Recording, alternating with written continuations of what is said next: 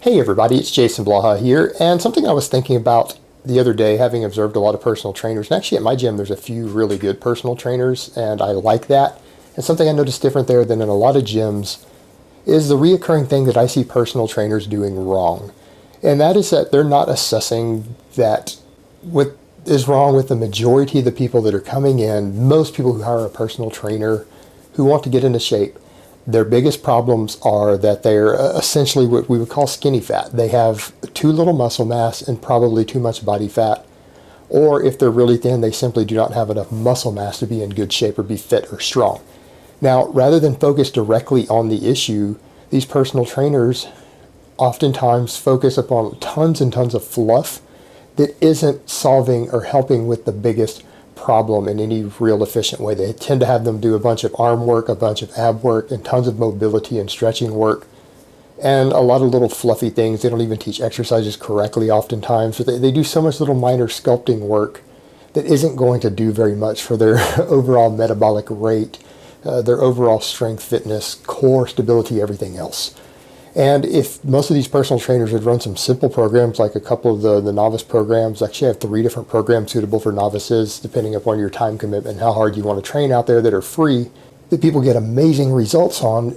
Is if they ran something like that, it would resolve these issues, because doing a lot of heavy barbell work with progressive overload or even moderate weight, it doesn't even have to be heavy, such as one of my other programs, my linear periodization novice program, will build all your core up. Your core and all your stabilizers are going to be built up by doing heavy squats and deadlifts and overhead pressing without a belt. That's going to resolve all of that. However, in addition to all of that, these exercises are going to put significant amounts of muscle mass on people early, and people seem to worry about getting too bulky. Well, that's not going to happen. Nobody can get too bulky in 6 months or a year of training. It simply isn't possible.